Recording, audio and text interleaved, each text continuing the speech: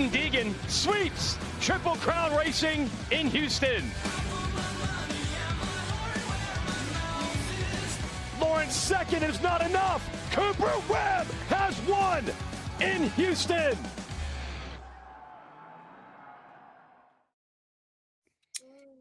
He dang sure did. Welcome to Title 24, everyone, presented by NBC Sports.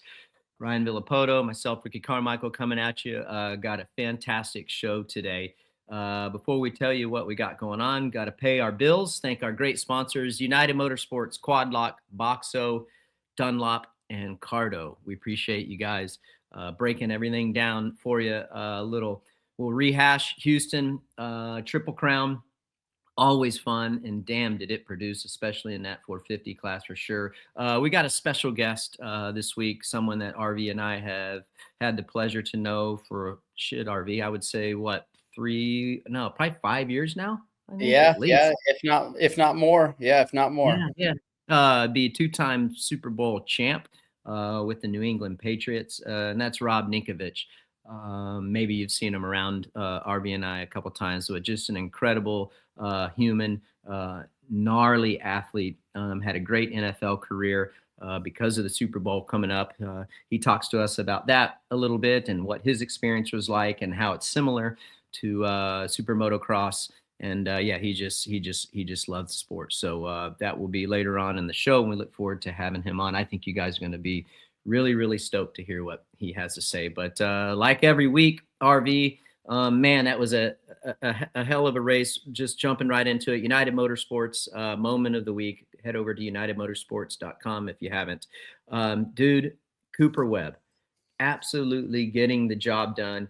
Didn't win a race. I know a lot of people are going to say that. The Triple Crown is built on who could be the most consistent, and you got to have some speed. And first and foremost, just coming out of the box, did you expect this, and did you see this coming, RV? We've talked about it a lot. It doesn't start the season off super well typically, but this is right up Coop's alley. Consistency, especially on these weekends of Triple Crown, standing on top of the box as we're watching right there on the podium. I think it's exactly what he needed. He, from the confidence side of it, the confidence builder for him. Also just for a point standpoint, right? So I think that's exactly what Cooper Webb needed, obviously, from the way he's kind of started it off, but he's back in the game. So did I expect it? Yes, I do expect it from last year's SMX champ.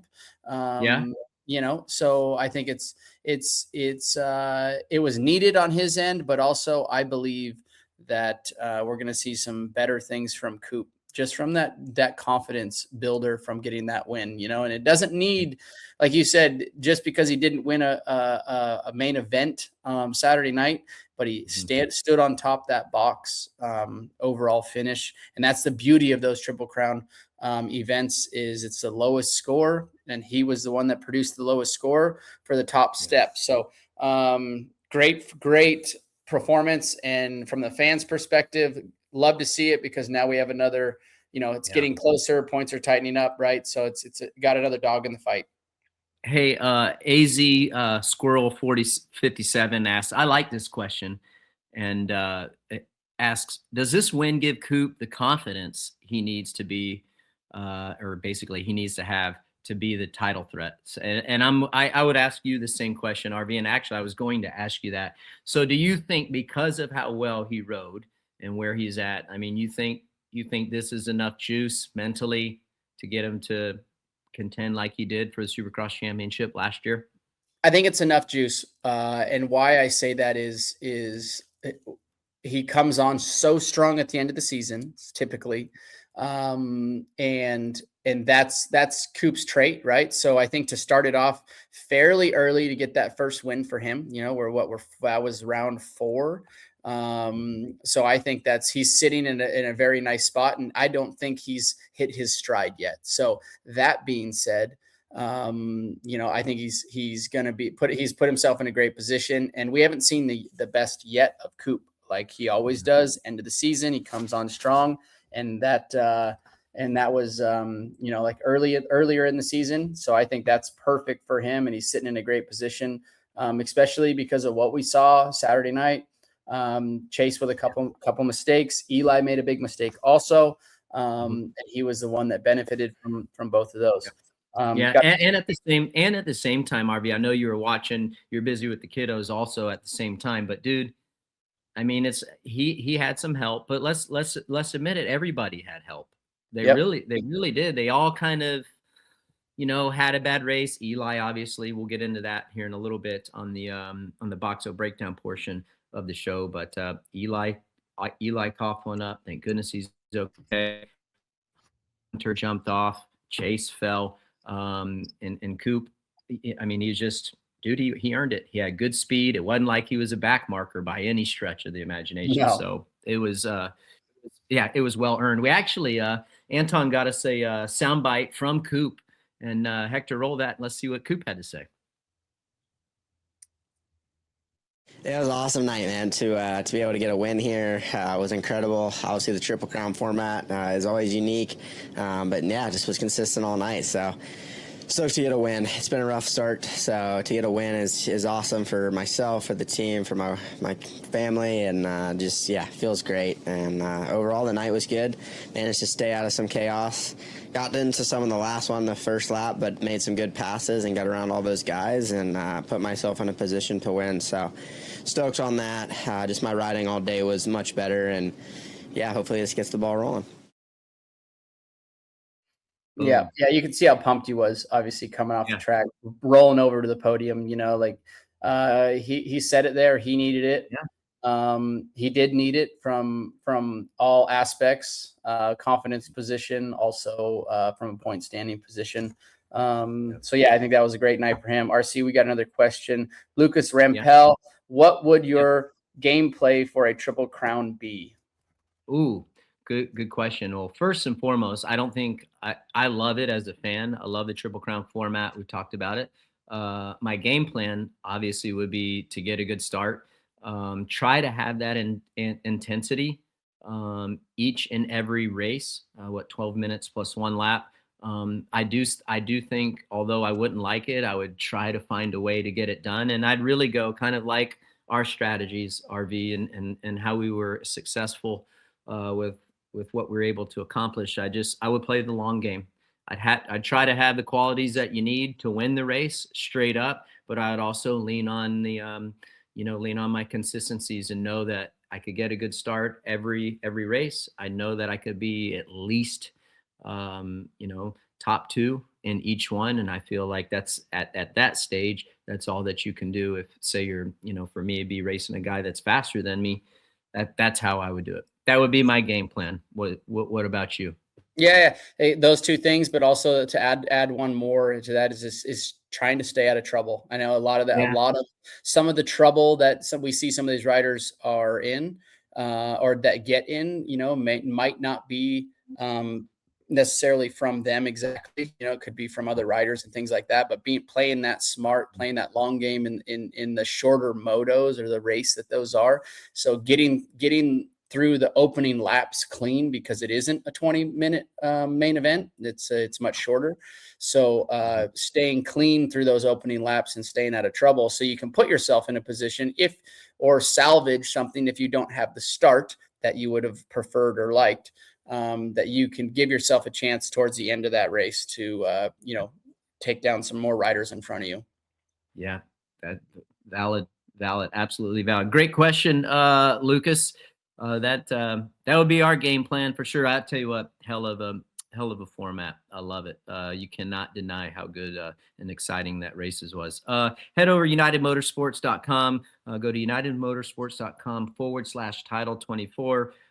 Enter your email and you'll get a $15 credit towards your first purchase on your first initial sign up by doing that. And then you automatically be entered into winning a $50 gift card each and every week. So head over to United Motorsports /title24. Moving along, just because we're going to be kind of high paced. I have this feeling that we're going to go a little bit long today with Rob. Just he's such a fun guy to talk to, and he is so into moto. So we're going to build a little time for him today. So we're going to make it quick here on some of these segments. Boxo breakdown. If you haven't, head over to boxousa.com. Best tools in the paddock, no doubt about it. Go check out their setups. They got a bunch of teams. I'll start with the Star Yamaha team. They got a setup there. Tomac, where you at with Tomac RV? Were you like, holy shit, when he fell? I know for me personally, I'm happy he's okay. Outside of that, what's your analysis on ET over the weekend, brother? Other than his big mistake right here, going from that table over single, I felt like the night was going well for Eli, riding well. He looked comfortable on the bike. I was watching this and, without actually knowing what happened, just from me looking from the outside looking in, I'm wondering, RC, if when he jumped into that pocket and then you're scrubbing so much speed off, if he was a little too heavy on the rear brake, and that's what made that front drop. You are exactly 100% right, RV. He said that he came over that single, and when he came over that single and he hit the face of the tabletop, he said he hit the brake, the rear brake, and went straight over the handlebars. And I didn't see any of that. I was up in Turlock all weekend in Central Cal with the Gauge racing, so I got to watch a bit, quite a bit of the racing, and then caught the rest of it up this morning early when I got up, but never saw that interview. But that's exactly what it looked like from me. I've heard that the brakes on the KTM, call them good, but I've also heard they're a bit touchy, maybe more like a light, if you may call it. So would that have happened on his Yamaha? Don't know, but it has surely happened Saturday night, and luckily he was able to clear that landing with his body, number one, and got tagged up with the bike a little bit, but from what we could see, he got up, finished. I'm sure he's sore today, but he got off lucky. Yeah, he did. One thing I will say, going back to the performance and the riding and how he was riding and how A2 went, I thought it was a great comeback. I don't even necessarily say, I say bounce back ride. I was really interested to see because I think he was just a different guy at A2, and what we saw at A1 in San Diego was basically very similar to what we saw this week in Houston. I thought he looked great once again, like A1 in San Diego form. Same for you? Yep. But you just add that Triple Crown format in, right? 3 gate drops. It changes the scenarios change so quickly when you have those 3 main events. So if it would have been a traditional 1 gate drop, 20-minute, I agree with you. I think we would have seen Eli up front fighting for that main event win if it was, and not that he wasn't, but my point is with the 3 gate drops, you just have so many variables involved. When you have one, it's pretty straightforward, and you see them once and you get the best of them most of the times. Right. So I thought the Houston dirt there played into Eli's favor, not favor, but the bike seemed well. And as we start to head east, we're going to get back to Phoenix here soon, Seattle also, and then we'll be on our way. We're going to see so much, a lot different dirt every weekend. And that's what I'm interested to see. If we see another Anaheim 2 outcome where maybe he doesn't look as comfortable, that's what I'm going to be looking for here in the next few races. Same. I second you on that. Actually, got Anton boots on the ground again. Dude, he got us a soundbite from ET, and I believe that maybe ET has some insight for us of how the crash went. Go for it. It was eventful, and the crash through the bars was obviously a big moment, and I'm very lucky to get out of that crash. I ended up just catching my rear brake in that transition. It was super high speed, and it just sometimes those things get you. And my brake just barely drug up the ramp, and then of course I went over the bars, got through there, but if I'm going to throw something away, this is the night to do it in a Triple Crown race. So really just thankful to come out of this with 4th place overall and of course, rebound and ride good in that 3rd moto and get a win. Yeah, exactly. If you're going to throw one away, it's going to be, or throw a night away, call it, and still ended fourth overall. Yeah, right? still ended up 4th overall, dude. Strong finish from a points perspective in that regard, knowing and watching what just had happened. That's the night you want to have it, is on a Triple Crown. Yeah, great. Thank you, ET, for that soundbite and insight. Now there's no guessing. Everybody knows what the hell happened. Appreciate that. Before we get over, we got to take a break here shortly. Before we go to break and then get on into to Haiden, we got to bring it up. Last week's winner with an incredible ride, Chase Sexton.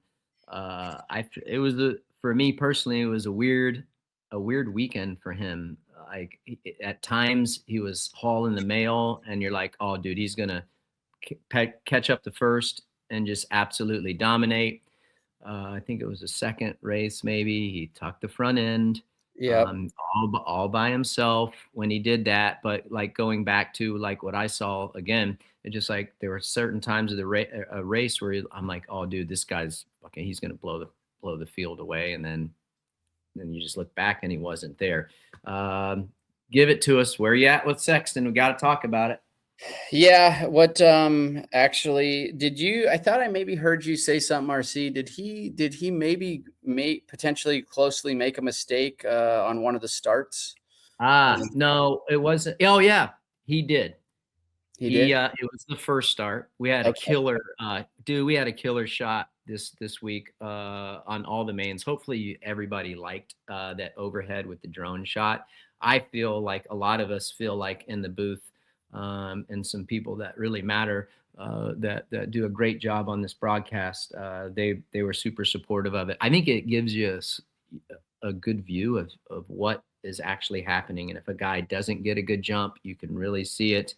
And if they do get a good jump, you can see it. But that first 450 race, dude, Sexton almost hit the gate. Like obviously it wasn't that view. It'd probably have to be an overhead from the drone shot. Yeah. But he got lucky. He pulled the clutch in, and the gate was still up. So I was surprised by that also. And I don't know. RC, we've talked about it a lot. Like the Chase has the speed, he's got the fitness. It just comes down to the little mistakes that ultimately end up, killing him on an overall or a main event win, if you call it. We're talking about last Saturday night, so that was a Triple Crown. So you got three of those motos, just the little mistakes. He's got the speed. When he's on, he is on, and there's no doubt about that. Well, I guess we'll have to wait and see. We have 5 more days before we come into the next round, and see what we're going to get from that regard. All I can say is the fitness is there. The speed is there. They're working their tails off, the team chases, to improve. But is it also the mental side of the game? It's kind of the same thing, right? So I hope, I've said it before, I hope that he can clean it up, because if he can clean it up, he can run with I'm going to say it now, he can run with Jet, even on Jet at the best of his days when Chase is on.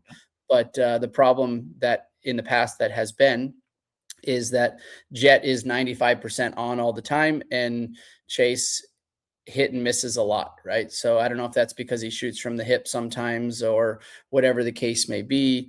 And maybe that's something once we get Rob on here, we 2-time Super Bowl champ, right? The mental side of being in his position and our position. And we know how much of a big fan of Supercross and motocross he is, of that. And, we all lived in that pressure cooker.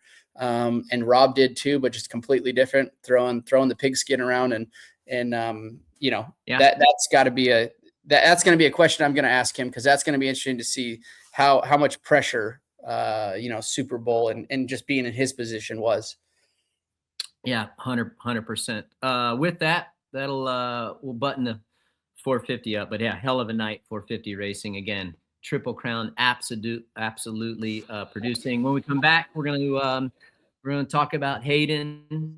He's pulling off the hat trick, going 1-1-1. Touch on a few other riders in the 250. And again, like RV just said, we will have Rob Ninkovich shortly after that in the show. But we'll be back with you in about a couple minutes. Welcome back to Title 24, everybody. Myself, Ricky Carmichael, and Ryan Villopoto. Again, great show today. We're going to bust down the 250 now, talk about that a little bit. And then, of course, like every weekend, we got the Dunlop debate in this segment. And then the next segment, like we already told you guys, we got Rob Ninkovich coming on. So that'll be here shortly. But really no surprise. RV, I said it a couple times now. You have as well. I think last week you said it on the show, if not the week before. This championship is Haiden Deegan's to lose. Not easy to go 1-1-1 and pull off the hat trick and a triple crown. But the dude damn sure did that. I know you ain't surprised, bro. I'm not surprised. Haiden is consistent. We've talked about it before. He's got the whole package right now, especially in the 250 class. It's not like he did it from pulling 3 hole shots either. He had to make some passes in multiples of those races, and just the fitness he has, the racecraft he has. Him and Levi went at it for a quick second there. I think that might have been Moto 2 or race 2 of the night. But yeah, he was able to make quick work, consistently fast. And, there's not many mistakes that Haiden makes. So, once again, it's his championship to lose. He went 1-1-1 on the night, like you said, a hat trick. So, it was a hell of a performance from him. Massive blow for Michael Moseman. Had a good season going. I say good season. I mean, still a lot of racing left. Look at the results. 8th overall. He went down that second race. I think it's almost like his side knobbies started to grab the rut, and it like over rotated the front end did, and just dragged him to the ground. Hated to see that from a points perspective, championship points perspective. It was a massive night for Haiden. Max did good the last race. Really loved what I saw from Max. So maybe, from a race standpoint and looking to the next round here in Glendale, maybe that'll give him something to build on, and definitely looked more like he looked at A1 and San Diego from that ride in Cameron McAdoo was consistent, right? So that was good. Put himself in a good position as we're watching some replay right here. So Cam rode well. Ryder D was pretty consistent also. Max Volan was up there in the top 5. Max did really well this weekend on the Triple Crown. I was stoked with his performance for sure. 5.46. Yeah. 5.46. And then guys you don't see very often, RC Parker Ross with a 9.89 and Carson Mumford with a 7.915. Look at Yoder in there, 8.7. Yoder's been riding really well. Yoder, actually, fourth round in, he's been pretty damn consistent, and he's put himself up in around that top 5 pretty much every time. So. That's a Club MX Yamaha team there, and Yoder's I think having a stellar year for him. It's been a long road for him. Yeah, definitely a breakout. Do you think before we go to the Dunlop debate, kind of like for the most part, it wasn't a whole lot going on if you're comparing it to the 450s this past weekend in Houston, but do you ever Do you think anybody can run or challenge Haiden at all? I mean, he said in the post race, like he was 70%. I think he was, I don't know. I think maybe he was. He's only at 70%. But is there anybody that can challenge him? I'm going to say not right now. Not that has the whole package, right? So the only one that I can sit here and say that is remotely close from a speed perspective would be Levi when Levi's on. But he's missing other pieces of the puzzle, and that's the consistency side of it. And he makes mistakes, more mistakes than he can afford at this point, and especially racing against somebody like Haiden that more times than not doesn't make a mistake and is fast and has the fitness. So how do you bridge that gap is the big thing, right? And then how do you bridge that gap mid-season of this? And it was as we're watching Haiden go up the inside of Levi, clean pass, just ran him high, made that pass stick, and then ran away from it. And as we're watching this one here, Levi comes up the inside. I think Levi was a little bit too nice. Haiden was able to come back up and back up next to him and then just push him out wide before coming into the whoops there and shut him down. I think if you're going to race Haiden that way, you need to make those passes stick and a little harder than softer for sure, because I think Haiden rides and plays that game better than anybody. He's one of the best guys to do it. He's definitely been under the microscope in the past for maybe some shitty moves in the past, but that right there was executed perfectly from Levi's side. But I think it was too nice, especially with where Levi sits in a points perspective for the championship. That could have been your a perfect time and position to come into him harder, and maybe Haiden goes down, and that would have been a clean pass. Maybe Haiden went off the track, but he was too nice to him, in my opinion, there, and Haiden was able to retaliate right away and get right back past him within like 10 feet. Yeah. Did you watch the SMX Next? Dudney got it done. Remember, he closed in there. Yep. Meneer took a nasty crash in practice. I think it might have been Cade Johnson started to move over on him in the whoops. Obviously, it wasn't on purpose, and it looked like Meneer had to slow up. Anyhow, long story short, dude, he goes OTB, and I think maybe he hurt his wrist a little bit. I mean, he was banged up enough that he didn't race. Hated to see that. Oh.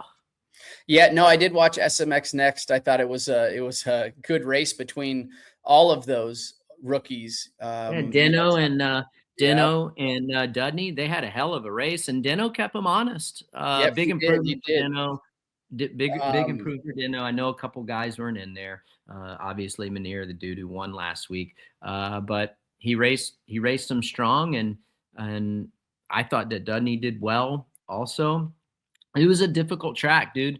Those rhythm lanes we talked about on the broadcast, especially for the next guys, like the triple into the bananas. I call them hot dogs. That's what we used to call them back in our day. But now they're bananas, they call them. So jumping into the bananas were tough. They didn't have a lot of lip either, and they had a ton of speed. The rhythm lanes were super fast. So obviously the rhythms looked, big too. I call it big. You had to hit them with speed, right? So, I thought the track raced well though. But no, the SMX Next riders all, that it's the next generation, right? Vincent was up front for a bit, ended up going down in the whoops. I think was that the last lap maybe, or the second to last lap? Yeah, I don't remember exactly what, but yeah, no, all those riders are that's the next generation coming up, and every team manager and and a guy in a position that's looking to see who can they scoop up sooner than later. That's the class to be watching. 100%. I love this part of the show. I love all the parts of the show, but the Dunlop debate. Hadn't been a lot of talk about the scoop tire this year. No, I thought, and they made some improvements on it to make it even better, so those guys could run it more in a. We'll just chalk that up to be a fad. We ran the scoop tire this weekend actually on the 65. Did you? Yeah, we did. Yeah, it was good. It was hooking up. Did he get the whole shot? He got 2 out of 2. Yeah, 2 out of 2 or 2 out of 4. He got 2 out of 4. Yeah, actually mid straightaway almost he popped it up. I thought he was going to loop out. He's like his old man, dude. Chip off the old block. Good starter, just getting it done. Question though for the Dunlop debate. The question comes from David_S_photo. How do racers feel about the Triple Crown format? And do you think we will see it more often in the future? Look, I think that now it's a staple, right? I mean, everybody's used to it. I think the first time that they introduced this, guys were probably not stoked on it, just because not many, most people don't like change. But I will say that looking at it now, we're a few years into the running the Triple Crowns, that adding that to the Supercross season or the SMX season. I think it gives these guys a little bit more leeway when it comes to having to just go balls to the wall when the gate drops. Yes, they charge and the motos are shorter, the races are shorter, so they can push longer or till the checkered flag, let's call it, at full race pace. But I think the longevity when the riders are out on the track, they know they have three races, and if they have to settle for a third in Moto 1 or a third in Moto 2, they know that consistency wins the game, just like we saw with Cooper Webb this weekend.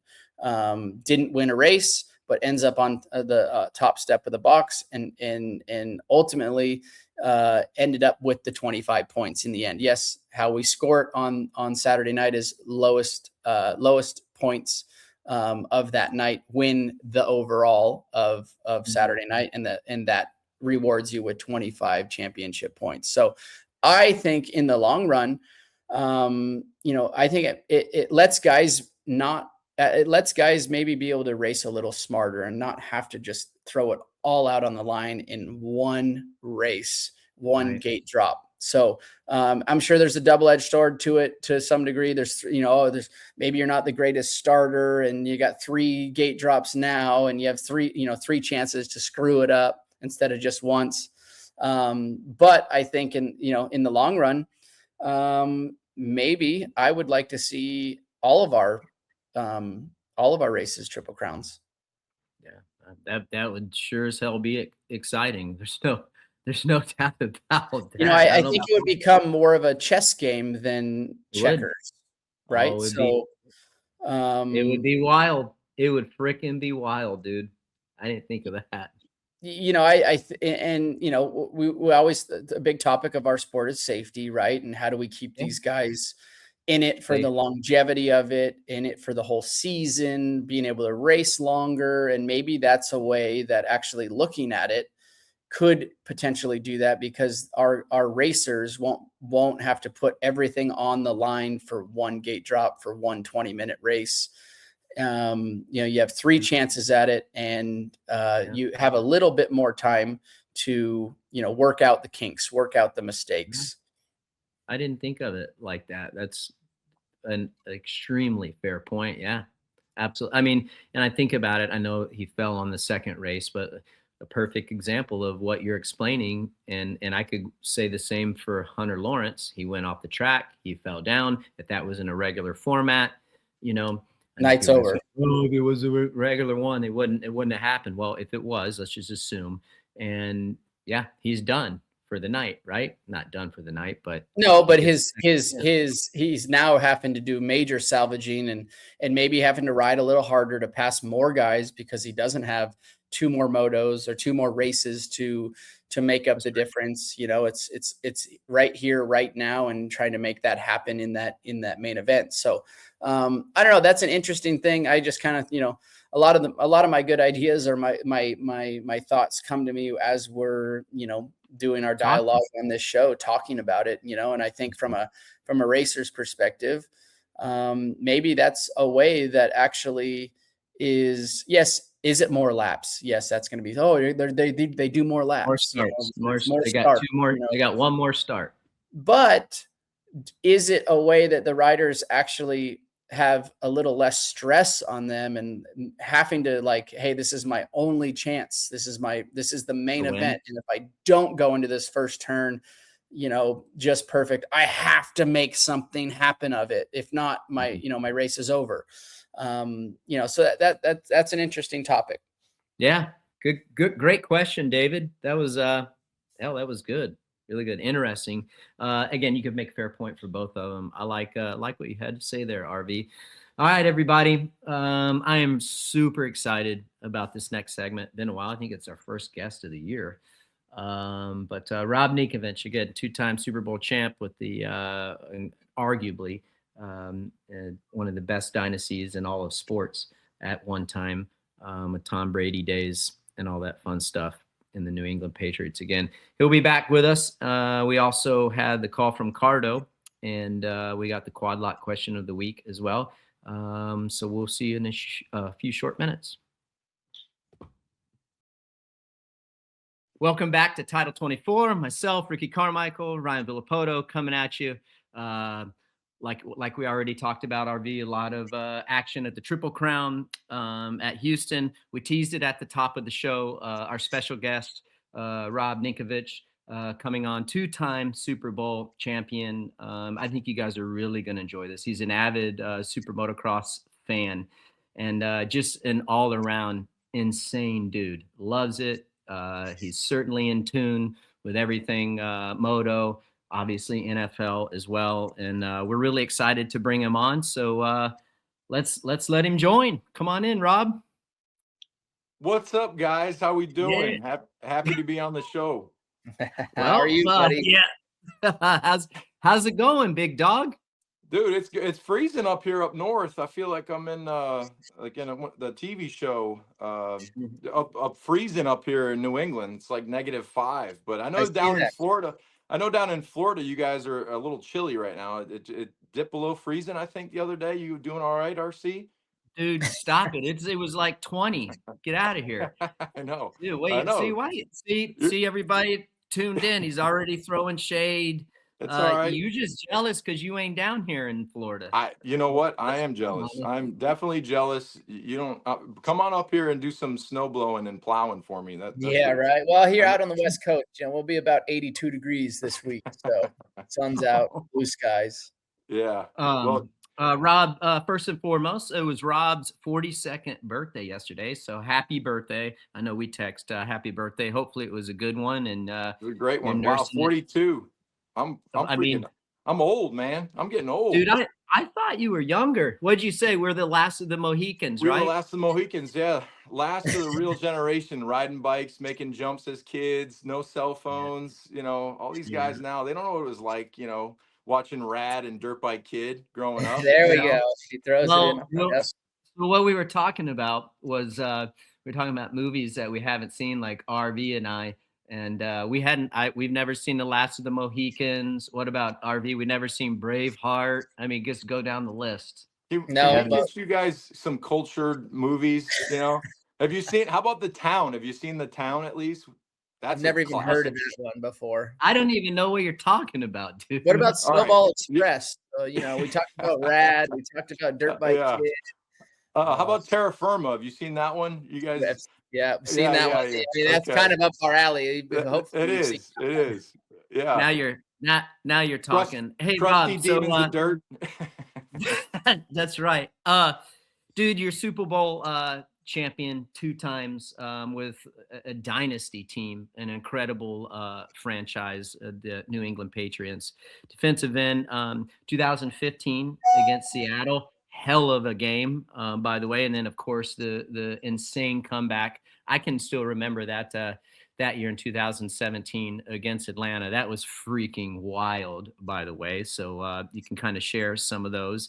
You got a big week coming up. Why don't you tell everybody what's happening, what your schedule looks like, your anticipations, and all that fun stuff before you get out to San Fran, brother. Yeah, so I'll be I'm going out Thursday. Be doing a couple appearances and just making the rounds, media rounds, and having a good time. Really, it'll be my first time going to a Super Bowl as a non-player, so it should be a little bit different. I'm sure it's mixed emotions on that because usually you're getting ready mentally, and now it's a lot different because I'm out of the game a while now, but you can still think back to having a couple weeks of prep. Usually you have a week in between games, but when you make it to the Super Bowl, you have 2 weeks. So really, and like you guys understand this, when you have that time, it's important to try and get your body as healthy as possible. And a lot of these players they've been out there since the first weekend in July, and they're going all the way through till February. So it's a long grind, but how you can handle the mental side of it really puts people, moto and in the NFL, in a position to win championships. And I'm thinking the 28-3 game. It's similar to like you guys in a big race, and you go down in the first turn, and you're not going to be able to make all the passes in one lap. But if you stay under control and you stay, within your means, and you're riding well and you're smart about it, you slowly pick away. You pick away, and at the end of the race, you end up on top. And I think that for me, being a kid and being involved in moto my whole life, I grew up in Joliet, Illinois, and Brent Duffe, who's a good friend of mine, he's wrenching for Deegan. He was the mechanic when he first started out for my best friend Roy Horton, and that's how I really got to know everybody in the industry. Was Duff went to, he moved up, and Roy, obviously moto is so brutal on the body, you can't do it for a long time. And then he went to Brayton, and then when he was with Justin, he was there for a long time. And they'd come to Foxborough, and I'd see him at the trucks and be at all the races. So I'm just a huge fan, and I respect. It's more of like a respect. I respect the sport and how difficult it is, and overcoming injuries, and the mental side of, hey, can I still do this? You got guys like Eli right now riding at an unbelievable level, and he's got the benefits of experience on his side. And then you see some of these young guys that they're kind of young and dumb, right? They're out there just riding and trying to fly around and win races and learn as they go. But it's really cool to see the season this year, especially with some of the team changes. And you got your same old guys out there, but then you got a lot of young guys coming up that it's really cool to watch. Hey, Rob, you talk about, you just made me think of something. So like being young, and I think RV, especially for us, we learn so much. There's decisions I think that we would definitely change from what we did when we were younger, and how we raced, and how we were towards people on the track, versus when we got older, more experienced, and just that wasted effort that we probably didn't have to take on certain things. You talk about that, and then like, so for your Super Bowl experience and what you learned in 2015 for that game, did it help you and shape you to be that much better in 2017? Like explain to us what the difference was, what the prep was, if anything. Yeah, I think really losing in 2011 to the Giants was probably the most, the biggest and most impactful, I guess, learning experience for me. When you lose those games, and when you are in a moment where everything's on the line, and you feel like you're close to winning, but you end up on the losing side of things, it really hurts, and it makes you put things in perspective. And my first Super Bowl win was my 9th year in the NFL. Wow. So some guys, some guys, they come in early and they win at a young age.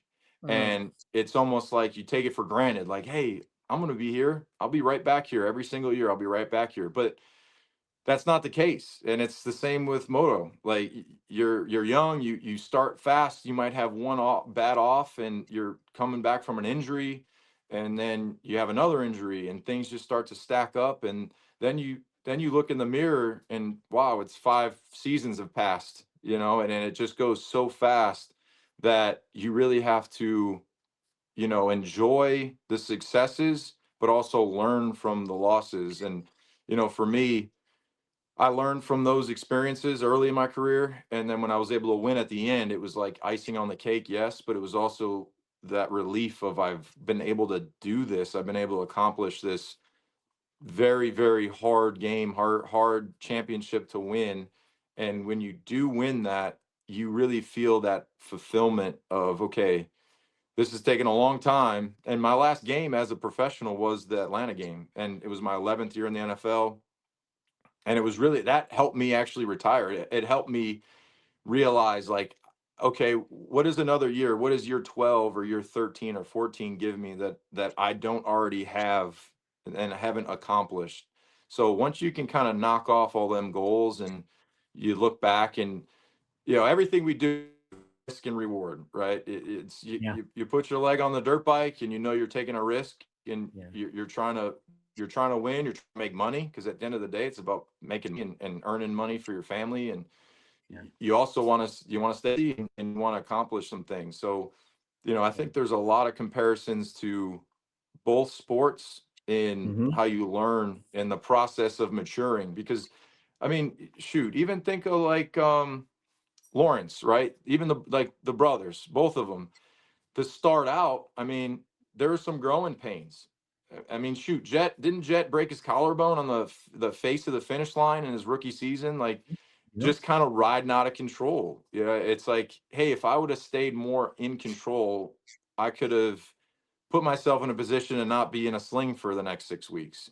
So he learned from that, and then look where he's at right now. I mean, he's the best, fastest rider in the sport. So it's cool when you can look back, and I'm sure you both have those instances where you look back, you're like, man, I learned a lot from that, even the good and the bad, honestly.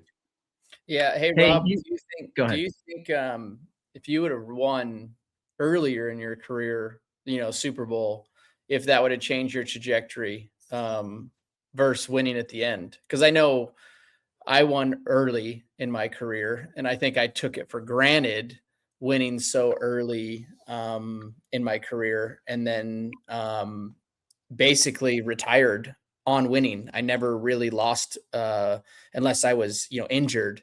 Yeah. So I look back now and for myself, it's like, man, I could have probably raced longer if maybe I would have won a championship and lost one, or won two and lost one in the 450 class. And then it made me more hungry, but I went 4 in a row and lived inside that pressure cooker for so long. It ate away, I think, at me partly too. Yeah, well, there's also, and I think the general fan or somebody that hasn't done that at a professional level doesn't kind of understand the pressures of every day and every a moment that you're in that work environment. You're being evaluated and looked at to get replaced. So football players, we're like the cattle walking through, and you got the guys out there bidding on the cattle. Hey, I'll take that one. Oh yeah, 50 looks good. I don't know. He's got a, he's getting a little older. I don't know. He's got a pimp limp. He's got a little hiccup in his step. We might as well slaughter that guy, So when you're in that environment, I tell you, I swear to God, people tell me all the time, they're like, dude, you look younger now than you did when you played. And I'm like, dude, you know how much stress I was under, and the mental, like, wear and tear of every move you make is being under the microscope. And oh, why did he do this? Why did he do that? Oh, he's losing it. Or it's such a, and granted, you're getting paid, and yes, it's our job, and that's what we chose to do. But when you're in that moment, and especially like for me, there were moments, and I think I was listening to an interview about Bubba, James talking about, like, he had to get away for a little bit, like the smell of exhaust, or like a dirt, like being around the track was just stressful a little bit, because every time he got on a bike, he was expected to win. And if he took third, everyone was like, well, why did he take third? He's the fastest guy on a motorcycle. And it's like, well, things happen, right? So when I look at the early parts of my career, I had injuries to deal with that, it took me 3 years to get back, to really get back in like a competitive mode where I could compete with guys that were starters and beat out the starters. I tore my ACL, MCL, PCL, and then I had meniscus, and I had cartilage chunk and all this stuff in my knee. And it was like the first year I came back from that, I was not the same guy, like, on the field. Like, I just wasn't. And I remember there's also a pro to this. Before I got hurt, I was probably a little bit cocky, a little bit full of myself, a little bit arrogant towards like competitive, like, oh, that guy sucks. I'm going to take that guy's job. Like, I'm not worried about it. And then when you go through those hiccups, you question like, man, can I run as fast as I can and stick this leg in the ground and go left and not have to go through another year of what I just did, And then it's like a slow process of regaining your confidence. And it's the same way with moto. I mean, guys that have a really bad off, they have a knee injury or they have an injury, you get back on the bike and you're like, okay, here I go. Can I get back to where I was at, the same pace and the same comfort? And when you're young, I mean, you can win a race, you come off, you do your interview, you say, yeah, I was running like 70% out there. It was easy, Yeah. But when you get older, oh yeah, who's Kitchen? I don't even know who that guy is. What are you talking about? When you get older, you start to look back at that and you're like, man, if I'd have known then, maybe I'd have done things a little different.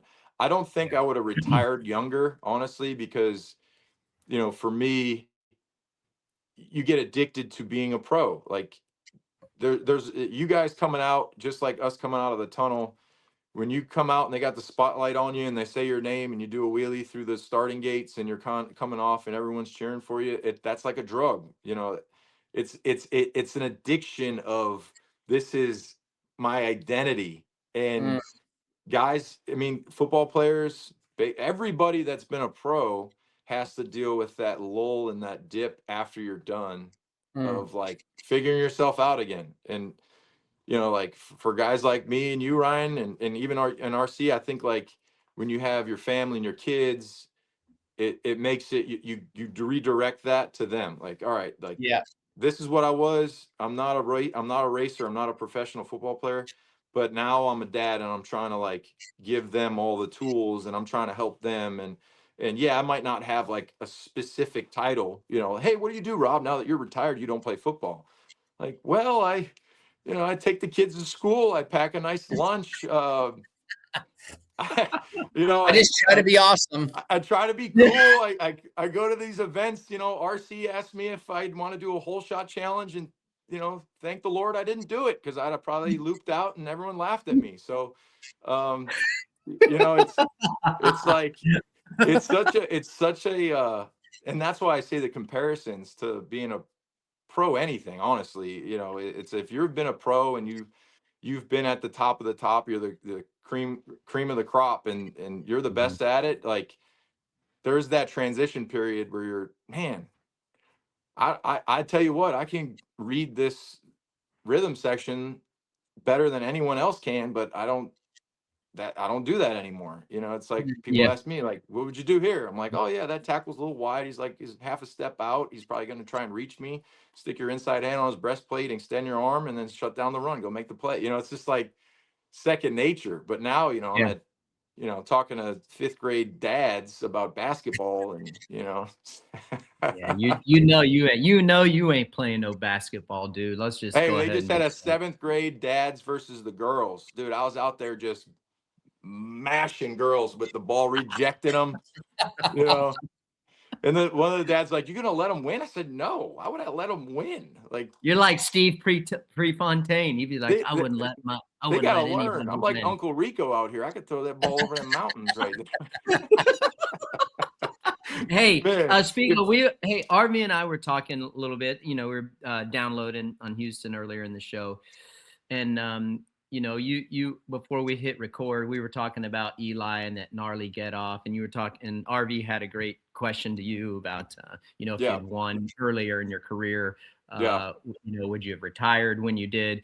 Like, when did you start thinking about retirement? Like, so that's what always is blowing my mind, like for Eli, like, dude, like, is it even crossing his mind? And like, how long is he gonna keep on going? Like, so first, when did you think, like, was your year like, okay, one more year and I'm done, and like, and then elaborate on ET and what he's been able to do?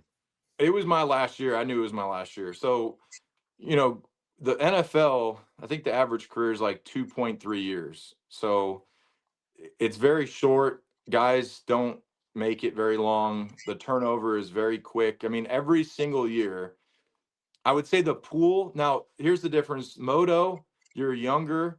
You get in the as a pro, you could be 16, 17, 18. You get in young. You know, if you hit 30, you're like a dinosaur in moto, right? Mm-hmm. Similar to football, but I think the biggest difference is the pool of kids. You know, there's 117 Division I football programs, maybe more, maybe 120 now.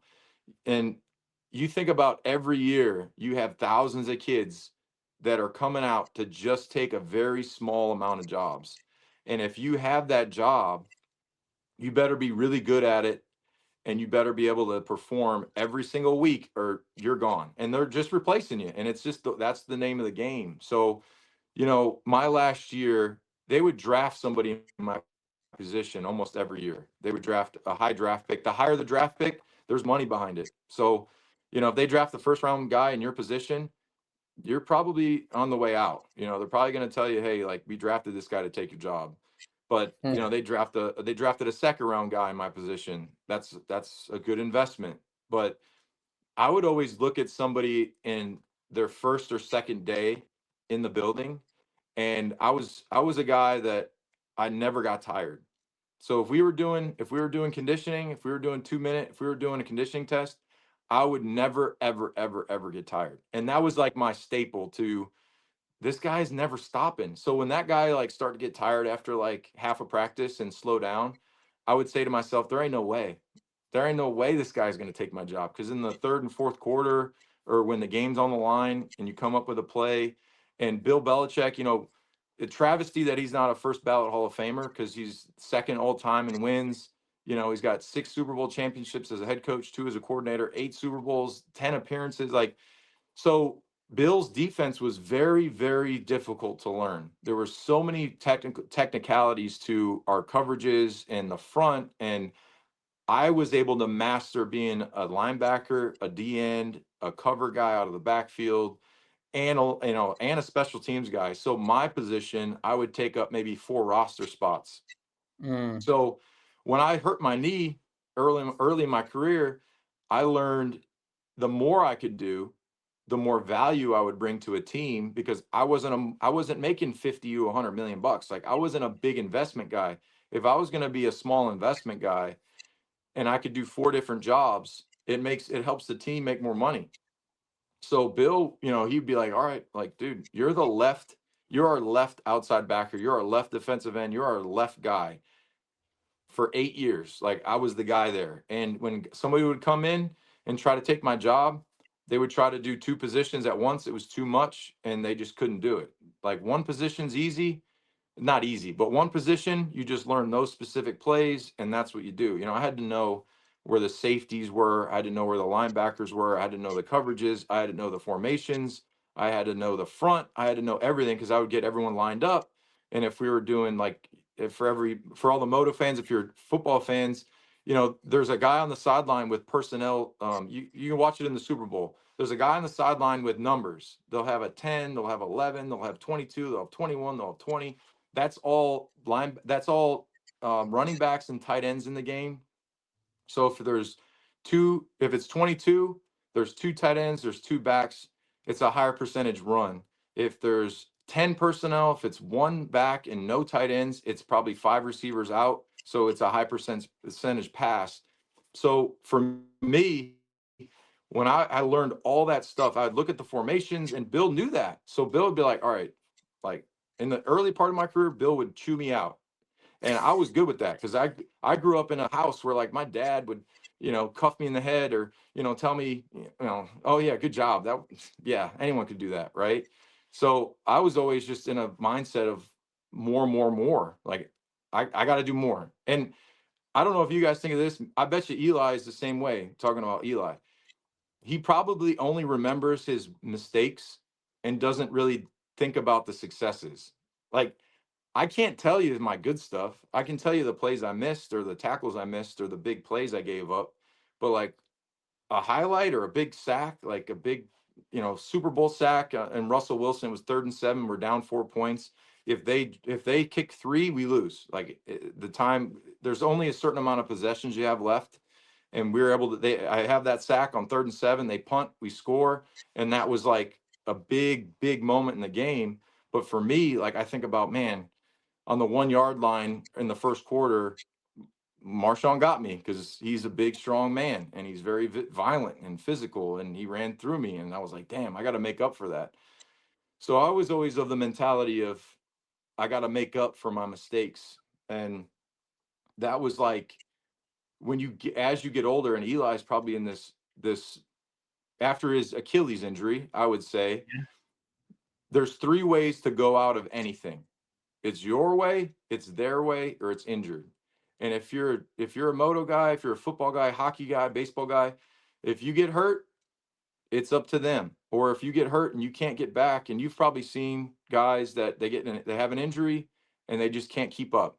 So the injury kind of retires them, or a team just says, hey man, like we're moving on. We're going in a younger direction. We're going with a younger guy, and it's their way. So when you can go off on your own terms, I think that that's one of the best ways to deal with that after career time. Because for me, when I retired, I knew I was going to retire during that season. It was my 11th year. And so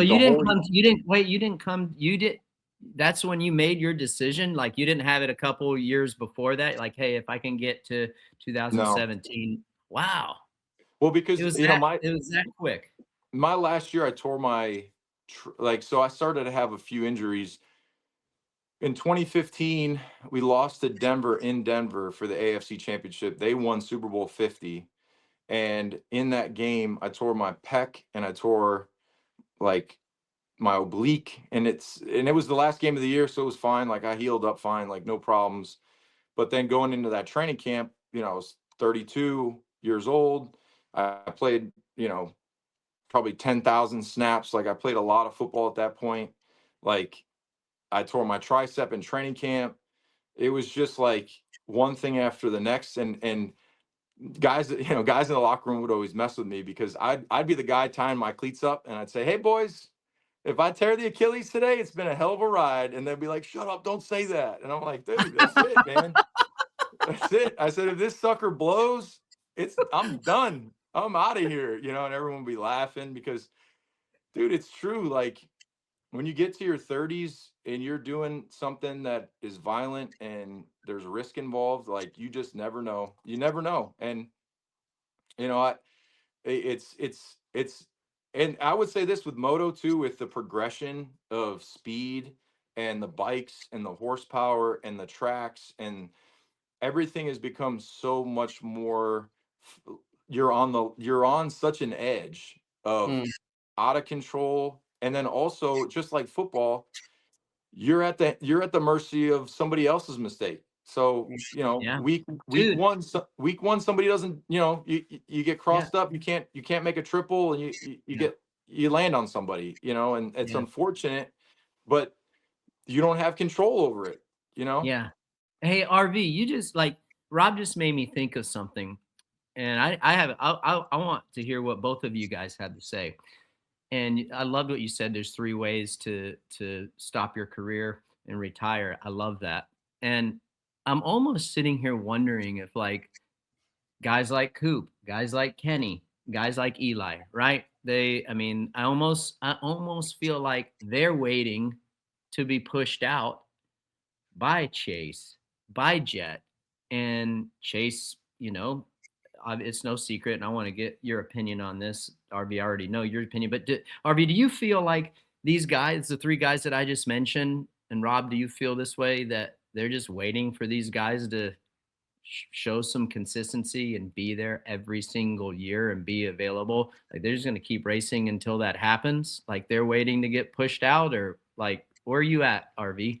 I mean, I maybe a little bit of that, but I think, like Rob said, you get addicted to this is who you are.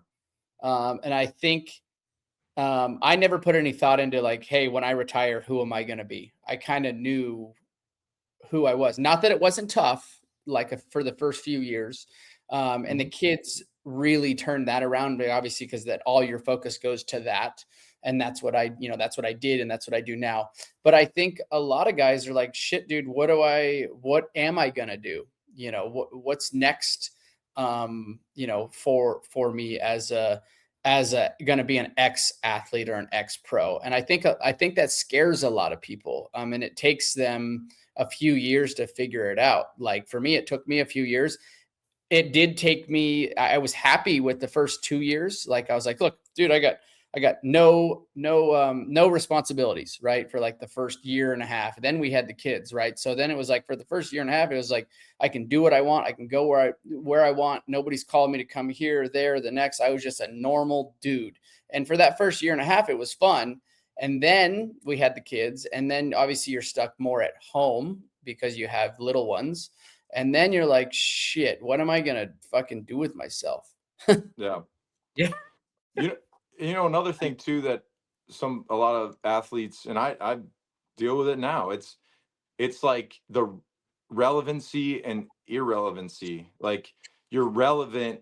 And now moto, the one thing that you can do similar to like basketball players, baseball players, hockey, if you guys want to go get a feeling of, man, how does it feel just to hit a triple? You could jump on your bike, you could go out to a track and you could just have fun, you could putt around, and even though it was your job, Yeah, you could curb the appetite. you could curb the appetite. Like the last time I actually strapped up and hit somebody was the last time I played football and put my gear on. Like I'm never going to do that again. And I had a routine of, my pregame routine and how I got taped and how I'd get myself mentally ready to go. And like, I haven't done that in 9 years. So as a football player, when you make the decision, and it's really hard to do it. And I even think Tom Brady had a hard time with this. And I don't know specifically 100% because I haven't talked to him about it. But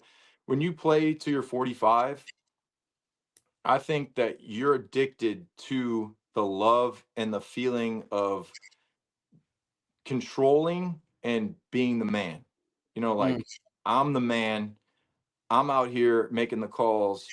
I have all it's like glory. It's glory, like you're out there and you're the man. So when I see like Coop and some of these older guys, Kenny, like Coop, and Coop, Eli. like, okay, Coop, the Triple Crown. Like, for example, after he finishes the third race, what's the first thing he's doing? He's jacked up. Like he's pumping his fist because he just won an overall. And that's a feeling that, like, man, when you jump on a bike and you're just getting the feeling of riding, it's not like winning a race. It's not amongst your peers of elites that they're all out to try and do the same thing. And when you can get it and you do it, man, is that like a hell of a rush. And I asked RC before we started if you watched the Dale Earnhardt documentary on Prime. It's a really good documentary. Anyone that wants to watch that, I think it's four episodes. But Senior, like, he was 49 years old, and the last race he was ever in, he's almost 50, and the top 3 cars are his team, and he's trying to help his son win this race. Waltrip. And Waltrip wins the race. He had gone like 400 plus races, never won a race. And that goes back to his love of racing, like the guy. And other people, a lot of people say, like, man, Tom's got so much money. He's loaded. He's made hundreds of millions of dollars. Why does he still do it? Well, it's just like every time you get in a race car, there's risk and reward. Every time you get on a dirt bike, there's risk and reward. But the rewards of winning and feeling that feeling of being in the winner circle and that is so powerful that I don't think you ever lose it. But when the game is gone, and watching that documentary, listening to Junior, kind of talk about his dad and how dedicated he was to racing. Like, it was all about racing. Everything was about racing. And it's pretty wild to see that there's no mistakes in success. To be the best, you have to be all in on it. Like you have to be dedicated to it, and you also have to be willing. You know, before Super Bowl, I'd look at myself in the mirror and I'd say, I'm gonna do whatever I got to do to win this game. Like I'm gonna empty every tank I got, and if I go out there and I get knocked out, or I knock somebody out, or I'm messed up, or I break my neck and whatever, like it's the choice I made, and you know, it's what I loved. It's what I did. And, you know, I miss that feeling. I miss the feeling of total exhaustion, which is kind of weird, you know, like I've done things recently, like, you know, I'm 260 pounds. I did a century ride on a bike, RC, you know, you're riding your bicycle around. Me too, man. Yeah. But like I climbed, I went to 19,000 feet, climbed, you know, Kilimanjaro in Africa, like just to like kind of push myself and be uncomfortable. And when you're in those positions, you're kind of uncomfortable. But to be good, the greats at everything, and I'm not saying I'm the greatest by any means. Like you guys are the freaking legends of moto, but to be uncomfortable and to be in that position, like you almost have to be, right? And the second that you get comfortable is when you get hurt. If you go into a season and you say, man, financially I'm set, racing, I'm just doing this for the money, you're exposed in a second, because your preparation isn't the same, your mentality is not the same, that killer edge is not the same. And the guys that have won championships, and Eli right now, I think Eli, he's in the perfect zone of, I got a good team behind me now. I'm comfortable on my bike. I have the experience. I have the comfortable speed. Like he doesn't have to be uncomfortable on the bike. Now, if Jet was out there, maybe you have to make that decision. Like, am I willing to push myself to the point where I'm out of control, which potentially could lead to a bad wreck, right? Mhm. And that's, you know, go to car racing, same thing. Yeah. You're on the edge, you want to That win. the You got, see, dude, that's where I think that's where in RV, this is where I think that Eli's at. I mean, and maybe I'm just talking this way, and maybe I think this way because, and I haven't even asked you this, RV.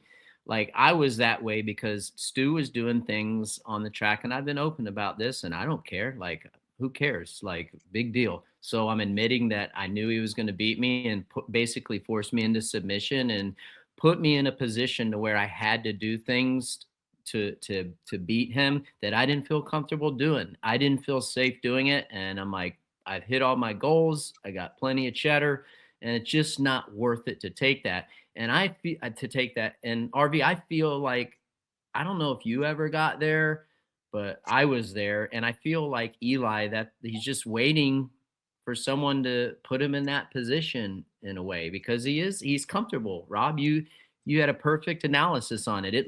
That's the way it looks to the eye test to me. He just looks yeah. comfortable and he's riding and he's like, screw it, dude. If I can go out there, contend for wins, I'm 32 years old. I'm making great money. I got my family. RV, you've talked about it. He's embracing the situation. We wish we would have done that. Like, I guess, were you ever in that spot, RV, where you're like a dude kind of like, I don't feel like I can push it, like, or no? I don't think I ever got to the point of where like, hey man, I'm not going to push it here. Like I used a lot of your plays when it came to like, hey, if James pulls out this quad, like I'm going to lean on that. He's going to make a mistake in that 20 laps, right? Like I don't necessarily need to hit that quad. Now I've lost a few races, you know, maybe not the championship, but a few races that night because maybe I didn't stick my neck out to jump something or to push that edge. But no, as for like long-term in the career standpoint, like I didn't feel like I couldn't win. I felt like if I would have stayed, I had a great shot at winning a 5th championship.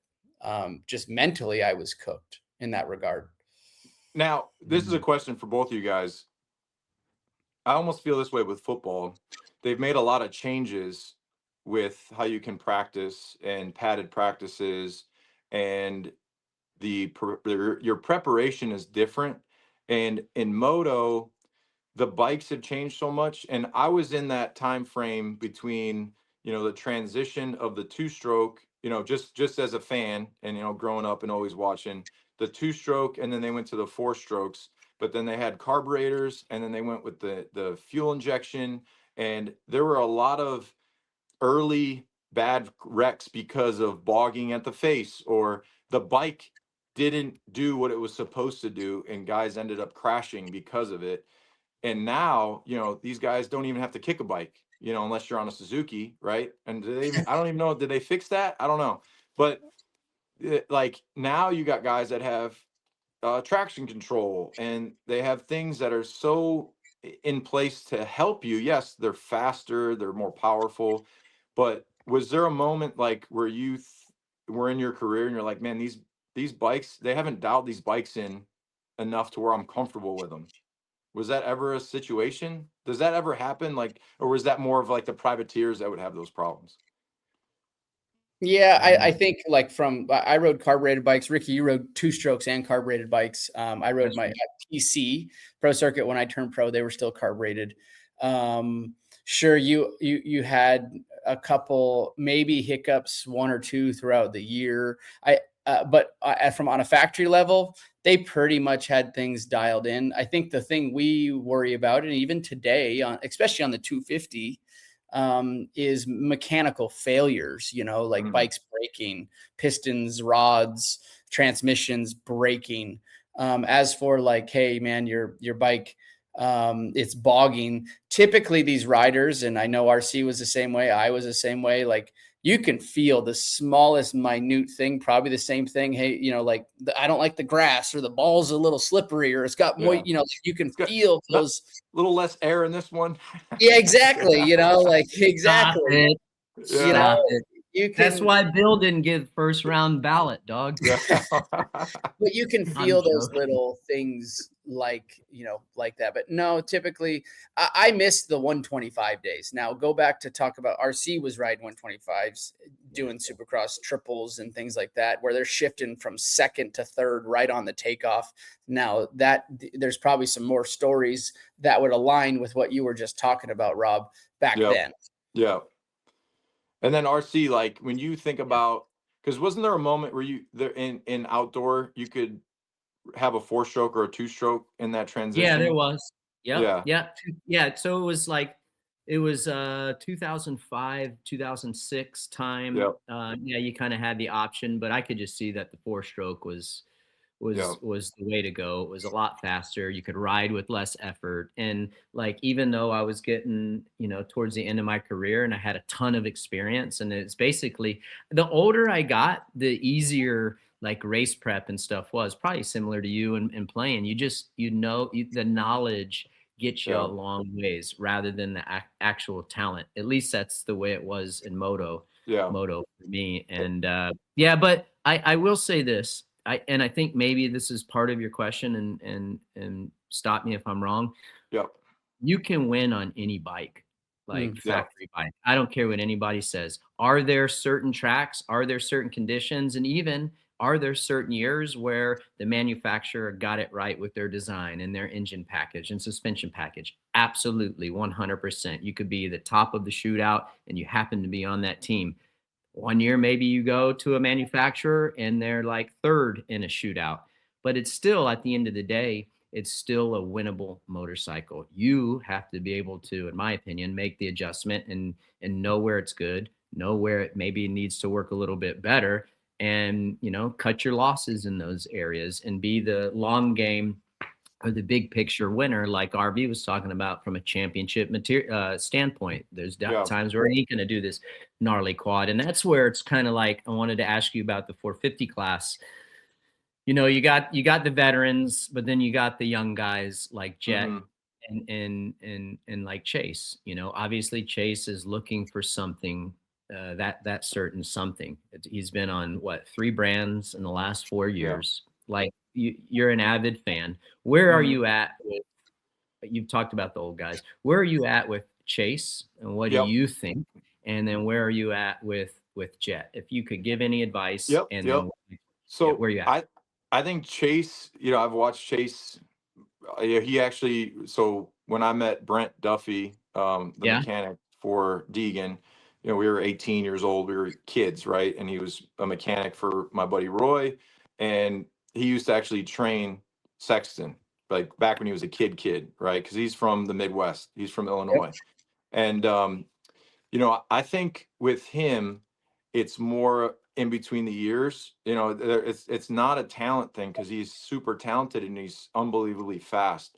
But if you watch, you know, over the past 3 or 4 years where he's leading and it's just a last lap mistake, you know, or a big off, like he's had some big offs where he's getting, you know, he's getting the scrambled eggs, like he's getting rocked, you know. So when you start to have those moments, it really affects kind of your confidence level, and then you change teams. And the it I don't know how it works with moto, because yeah, obviously I don't know the ins and outs of the teams and the changes with that and the contractual stuff. But you know, when you're on a team and they're all in and you're close but you're not getting it, and you're close and you're not getting it, and then you change teams, it could start to kind of wear on you. You know, can I get this? Like, am I going to be somebody that was always right there but just can't finish, or am I eventually going to put it all together? And I hope, because I know he's got the mentality. He's a great kid. He's a great dude. I hope he could put it all together, because if he's able to match the mental with the physical, and understanding kind of, you know, what RV was talking about, like in certain instances, maybe I just take it easy on this one and don't wash my front end out for no reason, and lose this winning race that I've been leading the whole time. You know, maybe he can make a great run and a push. But the hard thing is when you're competing against somebody like Jet, that dude's special, man. You know, well, I was at the, you know, I've been to a bunch of races, been to a bunch of the outdoor stuff, the Supercross stuff, and he's just so technically smooth and fast, and he makes it look effortless. And it doesn't, you know, like his cornering speed and his balance, and the way that he rides is, it could be pretty intimidating to, if you're a guy and you're watching tape. Now, I was a big, you know, studier. I would watch guys and see how they move and how they run, and you're like, damn, like I just can't do that. Like that guy's physically gifted. Like he is physically gifted. So the only thing that unfortunately happens is injuries. So, you know, Jet has an off, he gets hurt. You know, he has to have his foot. It was his ankle or his foot, Yeah, but whatever it Yeah. was, he has it fixed. You know, all right, well, then this year is my chance. Like, this is an opportunity that not everyone's going to make it through the year. Not everyone's going to be healthy their whole career. It's just a part of the sport. So if that guy's not there, like, I need to be the guy that's right up there with everybody else, and in the hunt. So Jet's going to be here for a long time. I think he'll be able to be one of them guys that can basically win as long as he wants to, you know, because he's so technically sound, he's so gifted, and he's got the benefit of being young and dumb. I mean, I'm not calling him dumb, but when you're young and you're in your early 20s and things are going great and you're fast and you have all the confidence in the world, like, that's hard to beat. And you know, you see guys like, you know, I would see guys with football, and it might be the case with moto too. When you start to have a family, when you have kids and you have a wife and you have things that rely on you, maybe you don't do that quad. Maybe you don't, you know, want to be on the edge, because in the back of your head, you know, everyone's here right now. Like, I don't want to have a problem where, you know, I'm injured badly, you know. So it starts, you're battling the whole time. You're battling the youth movement of guys that are coming in that are fast, and they got nothing to lose, and they're trying to take your job, and they're trying to win championships and make all the money and do all the endorsements. And then you have the time that you have, and you got to make the most of it. So, you know, Sexton has all the talent in the world. He can win at a high level and he can win championships. It's just, you know, can he put it all together, and kind of just have both the mental side and the physical side come together? Yeah. No, I agree. On to the 250. Same question, but Deegan, and Kitchen. Yeah. It's so I was surprised, honestly. And I'm gonna, I know you guys talked about this before. You're talking about Houston. You're talking about Houston, right? Yeah, I'm talking about Houston. Deegan, young, right? He's got all the confidence in the world. I'm riding at 70%. Hey, you and Kitchen have had battles. Who? Like, and then in that third moto, I think it was like the third or fourth turn where Kitchen has the opportunity to make a pass on him. Here it is. We're gonna see it right here. He looks behind him to see where he's at right here. I'm surprised he was so gentle because Deegan comes in, pinches him off, puts him into the bales, and that's it. That's all she wrote. He's in front of him for the rest of the race. So I was surprised that there wasn't more physicality there because shoot. We watched yes. we watched the Vegas race where that guy was leading and he slowed down just to try and take somebody out. Deegan's mentality, the way that he was raised, he's probably going to come for you. So for me, I'd try to return the favor. And I know in moto, you got to be smart and you can't, go out of your way to take somebody out. But in that moment, if he would have just, washed his front end out and had to ride through 15 other guys or 10 guys, maybe you come out with a win there. Maybe you come out with a podium and Deegan's behind you, which at the end of the day, the more times he's behind you is going to help you at the end of the year. Yeah, and that was teed up perfectly. That teed replay up, because he looked, honestly, Deegan looked to his left to see where he was at, and because he was on the inside of him, he didn't see him. So that's why he took kind of that high turn, didn't realize he was inside of him, because I guarantee if he knew he was there, he wouldn't have just kind of went high on that turn and gave him that opportunity. He would have been tighter in that turn. But Kitchens, I think he just needs to have more dog in him on, hey man, like this guy's going to take me out too. And I guarantee if the roles were reversed right there, Levi would have been on the ground. He would have definitely been on the ground. Levi would not. It would not have been like a nice, easy, smooth pass. It would have been like he would have put his back tire on his front tire and tried to wash him out. I mean, where are you at, RV? What do you think? I totally agree. I think in that, especially in the point situation, where it's at, Levi's is down substantially on Haiden. Haiden has had a pretty damn good opening season so far, and that was a missed opportunity. And it wouldn't have been dirty, not at all. The angle that he came into, they could have faded. He could have faded into him a little bit harder. Now, does he actually go down, or does Haiden stand it up and go off the track and around the whoops? So you don't know exactly but that was teed up perfectly. And then after the fact, if Levi rides Haiden that way and you don't put him in a position where he either gets passed by a couple guys to where you have a breakaway now, or you put him on the ground, what do you think Hayden's going to do after the fact when he's right there? You just, you pushed him out of the way, and you got a couple inches between you two. Look what Haiden just says. All right, fine. I'm just going to move left over on you, and you got to hit the brakes, and I'm back in front of you, and it's like, don't try. It's like it puts a statement out of, like you ain't got it. Don't try that again, type move. And Hayden's watching his P's and Q's too, like he's been under the microscope before things like that. So it was a clean retaliation from Haiden. But from Levi's standpoint, he could have pushed the envelope much, much harder there. And you never know what's going to happen, in that situation. If a few guys pass Haiden right there and he's coming through the pack and he's got to try and get through some traffic, maybe you get a few, maybe you space that out a little bit. And we know he was the fastest guy on the track. He won every single race. Yep. He was 1-1-1. So when you put somebody in that position, even, getting mad, right? Like some guys, when they're mad, they ride better. Some guys, when they're pissed off, they're in a better state of mind and they're faster. But then some guys, when they get pissed off, they make a mistake, or they're trying to catch up and they're trying to do things because they want to get you. Like, oh, I want that guy. I want him. So, you never know. But I feel like in that situation, especially after the second moto, if it was me, I wouldn't maliciously try to take him out, but I would have at least gave him a little bit of a, hey man, like when they ask you about me or they put my name in with your name, don't just say, hey, I don't even know who that guy is. Yeah.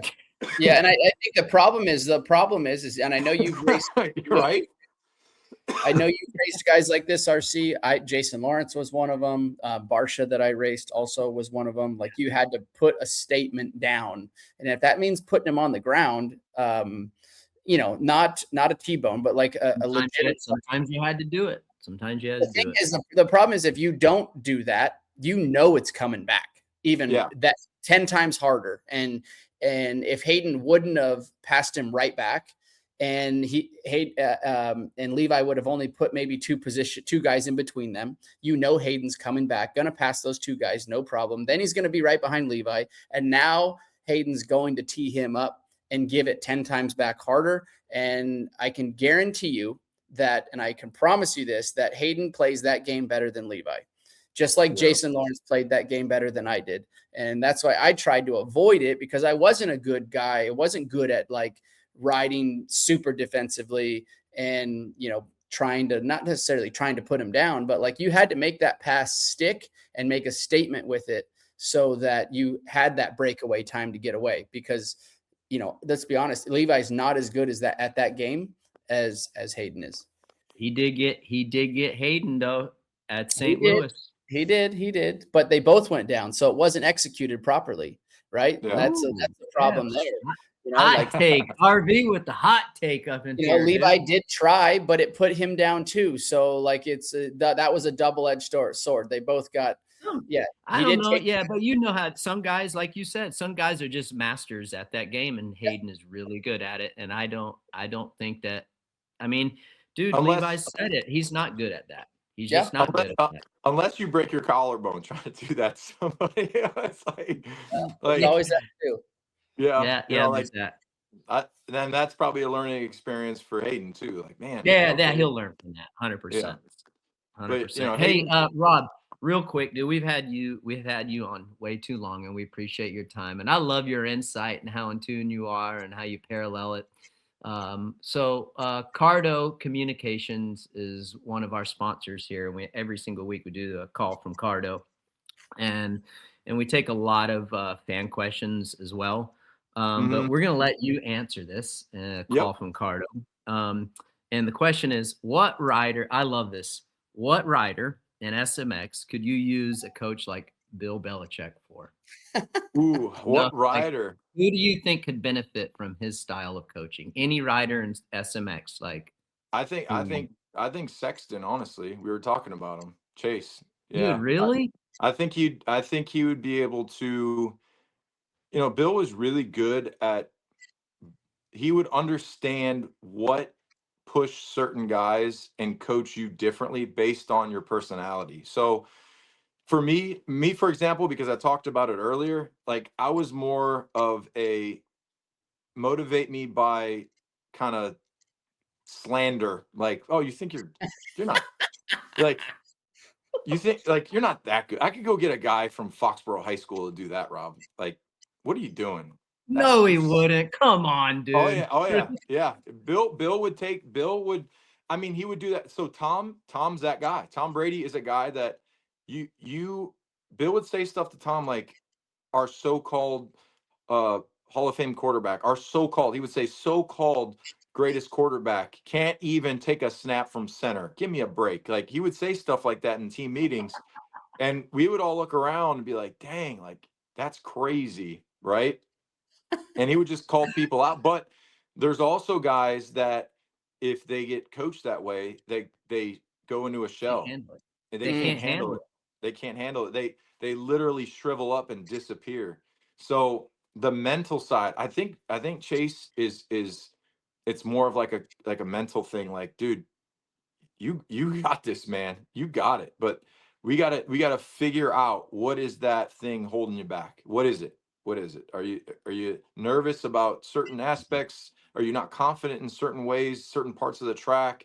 You know, are some of these previous crashes kind of creeping into your mind? And are you in those moments? You're not probably thinking about it, but you're just not putting yourself in the position to push through it, like, man, you got all the speed. And Bill was so good at that, like figuring out what that specific need was to excel. And if you put Bill in a room with 10 guys, he would coach every single one of them differently based on, and it was all film. So everything was about watching tape. All right, watching the tape, where are we fast? Where are we slow? What do you think? What do you feel? What's going on here? What's going on there? How do we make up that time? How do you make it up? And at the end of the day, Bill would always say this: there are more games lost than won. And I'm sure if you think about it, races in general, guys are out there and they lose the race based on mistakes rather than actually winning those races clean. And the guys that can do that consistently, can win races clean, are the ones that we talk about year in and year out, year after year, because they're not the ones that are going down. They're not the ones that are making those mistakes. Granted, yeah, there's going to be always something that pops up that's out of your control, or you mash on your back brake going off a tabletop. Like, I get it. That's the way racing is. But you got to find that little thing that's kind of slowing you down and fight through it. Because in all honesty, like, how old's Chase now? Would he be 20? Would he be 25? Yeah, he's probably 25. Yeah. So like, he's not a spring chicken. Like he's you can't say, oh, he's a young guy still. Like, he's a veteran. Like, I would consider him a veteran now with the amount of time he's had on a bike. I agree. The amount of starts he's had, the amount of years that he's been in it. Like, he's a veteran rider now. So I think a lot of people still look at him as a young guy because yes, in life he's young, but in moto, he's seasoned, Yeah. Yep. So how do you figure out what you need to do to get back to that elite speed? Well, maybe you can put a call into old Bill and say, hey, we want to bring you to the factory Kawasaki. Yeah. Look at, speaking of Bill, hey, RV looks like Wild Bill with that. How's that freaking? We can't Come on, say man. it on here. It's too hot for TV. So yeah. He's got the Fu Man. It looks good, man. Yeah. You know what? We all love we love Hulk Hogan, rest in peace. But you got the Hulkster. Come on. Macho Man had it too. Savage had it, didn't he? Macho Man Randy Savage. Everyone, hey, I don't know what the sponsorships are here, but I know that guy sold a lot of Slim Jims. I don't know. I could use a beard and some wax sponsor. Spring-a-ding's coming up here, and the whole thing with the kids is they put the mustaches on it when you make the podium or top 5. They put the sticky mustaches on. So I'm just growing it out. I got about a month left before Spring-a-ding, so maybe I'll braid this sucker into something. Get some hang time on that thing. Pull them tips down a little bit. Or do this one here, cut it off here, Rob, and then just twist it up. Yeah. The old red beard. Come on. Oh, dude. Well, hey, Rob, you're the man, dude. I know you're busy. Congratulations on all your accomplishments in the NFL. And first and foremost, just a great guy. Everyone who's tuned in here today to Title 24, follow Rob and his podcasts and everything that he does. He's super active, and he's got some great insight. And all in all, just a good dude. Again, happy birthday. I wish we were there with you having some bevies. Oh yeah. But we'll have more time for that. And, yes, we do. I'll see you at Grill 23 when you come in. That Grill 23 will be there. And have a good day, bud. Thank you very much. Right, thanks, buddy. See you soon. Yeah. See you guys. Oh, yeah. Always so good to have a guest. And Rob, thanks a lot. And here we are. Quad Lock question of the week, dude, coming off an incredible interview. I'm excited for this. Go for it, RV. Yeah, man. So, yeah, Jamie, Quad Lock question of the week. You're the winner. So thank you for throwing this question in. We always loved reading out these questions and giving away some awesome product from Quad Lock. So, Jamie, have Feld and AMA ever thought about changing the format for Supercross? What if they went to the outdoor format? Great question, Jamie, and congratulations, by the way, on winning the Quad Lock Question of the Week. This is going to be a tough one, and it's probably not going to be a popular opinion with some. Jamie and RV, I'm sure that they've thought about it. Listen, man, like Feld, AMA, Pro Motocross Championship, and everybody, they're always trying to improve the properties. To some, it might not seem like it, but they do. They want what's best for the sport. They've been in it a long time. There's a lot of moving parts. But do I think that they would ever want to have a format more like towards motocross? In this day and age, I'm just going to go ahead and say it. Probably not. I think that the majority of us can agree. RV, I think you would agree, like the attention span anymore these days is very short. Timing is not an issue, but it's a challenge.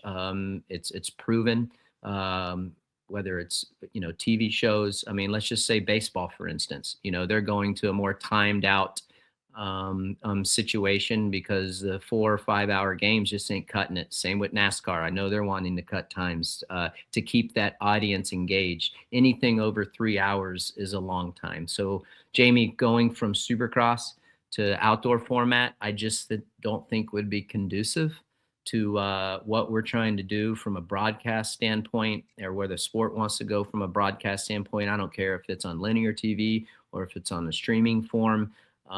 Anything over 3 is a lot, not just in my opinion, but I think a lot of folks, and again, other sports are trying to get in that window. That just seems like the happy place. And I don't know, like going to the outdoor format, I don't know how that would help the property of Supercross and the racing of Supercross. I like the short bursts and the sprint races and the timed races of just 20 minutes plus 1 lap and for the 250 15 plus 1 lap. I think it's a pretty good balance. RV, you already talked about it. Could we ever go to a Triple Crown format for all the races? You brought up some really good points there that have a lot of validity to it. I know I'm getting long-winded, but yeah, RV, I don't, to answer Jamie's point, are they always trying to improve the property? Where can they be better? What's the best for, and the safest for the riders, for the fans that are coming to these events, and again, for TV as well. They're doing the best that they can in given time and the circumstances that they're under, but I don't think going the longer format is the way to go in the world that we live in today. That's my opinion. I agree. It kind of segues into that last topic we just had about Triple Crowns and the points I made about that. If we were going to make a change, that that seems like that's a proven product already, Triple Crown racing, and it gives the fans 3 gate drops, a few more laps, but it still fits inside of the TV schedule and all of that. So potentially that was, if you were to make a change, that would be the change I would presume they would go to, would be the Triple Crown type setup. But yeah, I agree. I don't think outdoor format would work inside the stadium. No. Attention span is too short today. Yeah, even RV, dude, I think about this often, and you know me better than most, especially from the racing side as well. Like, dude, I'm a freaking hardcore MX guy. Like motocross, I mean, it was easier for me. I feel like the harder you work, the better you do. You don't have to rely on as much talent as you do in Supercross. For a fact, I'd argue that with anybody, any day, all day of the week. So I love it. At the same time, like you're just saying, the world that we live in, if there's anything that needs to be looked at and adjusted more to cater to the world that we live in these days, I think it would be adjusting maybe the motocross season and the races and how long that they are. Listen, dude, when I'm, sitting at home and RV, whether, in the summertime when you're with the boys at a race, to commit to, a pro motocross championship, it's a lot, and listen, this sport has created a fantastic life for us, still does, and we love it to death. But it's a full commitment on a Saturday, and you have to be sitting there in front of it for the most part if you want to watch every single minute of it the whole day on Saturday. And people have commitments during the summer. So I think it could be tweaked a little bit. And also going back to your question, Jamie, it's really hard. I go back to linear TV for them to have a 5-hour window show at prime time on a Saturday. That's tough, man. I mean, being realistic. I mean, hell, football games don't even go that long for the most part. And you know how big that entity is. We were just talking to Rob. So if they're not going 5 hours, we damn sure aren't going to be on the prime slot for 5 hours. No. I mean, it's just reality. We're a young sport. We're growing. It's awesome. We've got a great product. But yeah, so that's it, dude. Great question. Again, congratulations, Jamie. Hey, Hector, throw up the Motorsports on NBC and what we got coming up this week. Of course, going into Glendale. I love Glendale. I never raced at that stadium. I always raced at Bank One Ballpark RV. Yep. So I think you raced at both. But here's a look at it. I never raced at the new stadium. Oh, okay. No, but the floor is big at Glendale. The new It stadium is. If you thought it was fast, if you thought it was fast in Houston, those rhythm lanes is going to be very similar, I would guess, here again this weekend in Glendale because of what RV said. It's one of the big. I think it's probably the biggest floor other than Daytona that we race on. Speeds are going to be fast, so keep your eye out there. Race day live 1 p.m. Eastern on Peacock, Glendale. The gate drop starts at 7 p.m. 5 p.m. local. That's live on Peacock, and then of course the post-race show followed up right after the race. That's presented by Bass Pro Shops, and that'll be live on Peacock as well. Remember, SMX Video Pass available outside the United States. Make sure you check that out for sure. And that's it. RV, it's been a hell of a show. Again, stoked to have Rob on. That was good. Yeah. Always good hanging with him. Got to hang with him quite a bit. Motocross the Nations, I think, was the very first time I met him. I think it was at the first Redbud Nations event. Good dude, good guy. Yeah, good guy. Appreciate it, Rob. RV, great job. Hey, all of our fans, supporters, thank you very much for hanging in. It was long, very, very long.